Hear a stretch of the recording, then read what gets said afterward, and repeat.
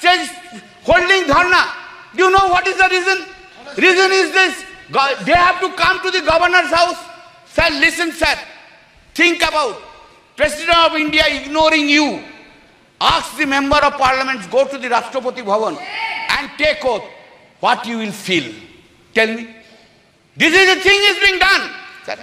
This is the thing is being done. This is a ridiculous. Sir, 3 bills. The act. Sangeeta. It has been brought without discussion. That time you have suspended us 140 MPs. We are outside. No discussion from our side.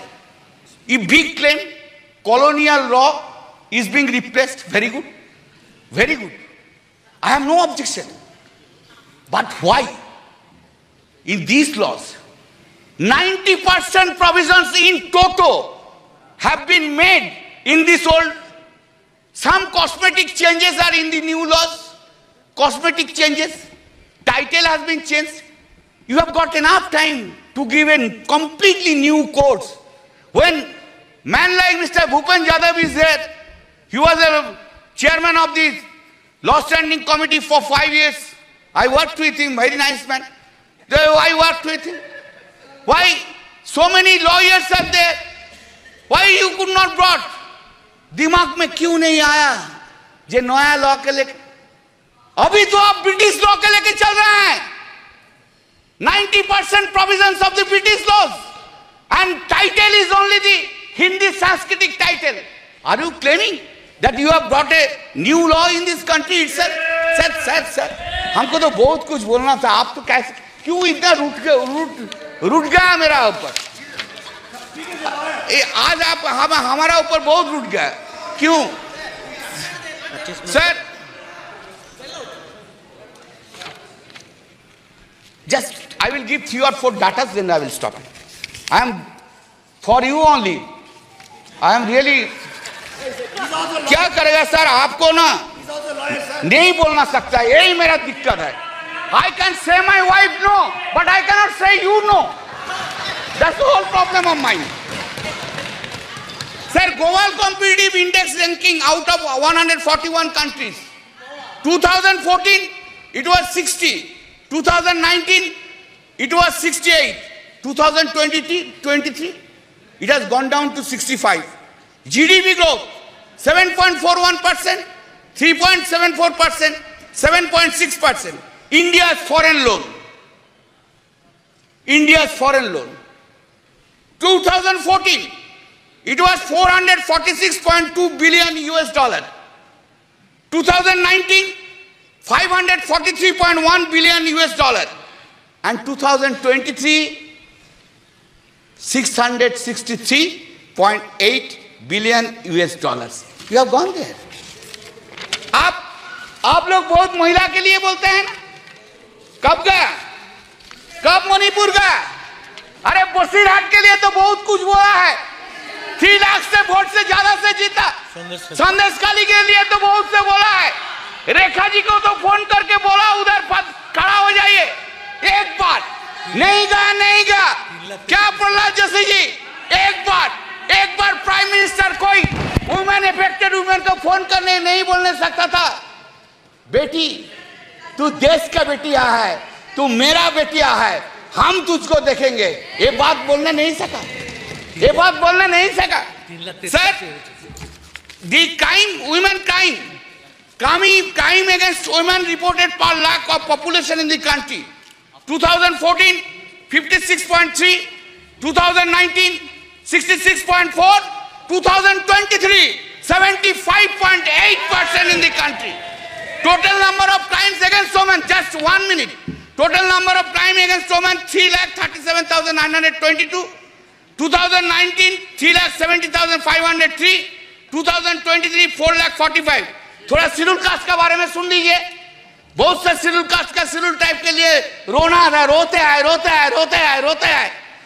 Crime against SC people, 2040, 40,401. 2019, 45,961. 2023, 57,522. Crime against ST people, 6,827 2014, 2019 7,570, 2020 10,064. Sir आप बहुत आप हमको opportunity दिया, I am so grateful to you. आपकी party का समय इतना ही दिया, मैंने ज्यादा नहीं दिया। अच्छा और फिर है मेरा और 5 मिनट अभी समय, लेकिन एक और मेरा और 5 मिनट है। तो नहीं, आपका नहीं, एक वक्ता और आपका। नहीं 5 मिनट है तो आप बोल देते बोले दीजिए। तो आप जो बोलेंगे हम बैठ जाएंगे, आप जो बोलेंगे। Please. Thank you sir, I am concluding, I extending. Sir हम कुछ नहीं मांगते हैं, मांगने का कुछ नहीं है, जो है लड़ाई करके लड़के ले लेंगे, लेकिन थोड़ा प्राइम मिनिस्टर साहब को बोलिए ऑपोजिशन का तरफ थोड़ा पोलाइट हो जाइए, पोलाइट हो जाइए। कैसे वो नींद में जाते हैं, इतना वेंजेंस लेके, इतना खिलाफ लेके, इतना नफरत लेके, ऑपोजिशन के लेके इतना नफरत, कैसे नींद में चला जाता है। Thank you sir. 2014 में हमारी सरकार आई, आप याद करिए उस समय हमारी सरकार ने एक निर्णय लिया था कि जो पोर्नोग्राफिक साइट्स हैं उनको ब्लॉक कर दिया जाए। मैं विनम्रता से कहना चाहता हूं, समाज का कौन सा सेक्शन था जो उठ के खड़ा हो गया था कि साहब ये अभिव्यक्ति की स्वतंत्रता के ऊपर हमला है और ये तो जिसको स्वतंत्रता हो वो देखना चाहिए।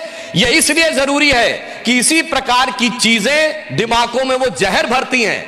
अगर आप क्रिमिनल डाटा रिकॉर्ड जाके देखें, जितने भी इन्वेस्टिगेशन के जो रिजल्ट्स अवेलेबल हैं, उनमें जिन लोगों ने सेक्सुअल अब्यूज बच्चों के साथ किया है, 2 चीजें उनमें जरूर पाई गई हैं सभापति महोदय। एक, वो नशे के आदी हैं, हैवी ड्रंकर्ड स्थिति।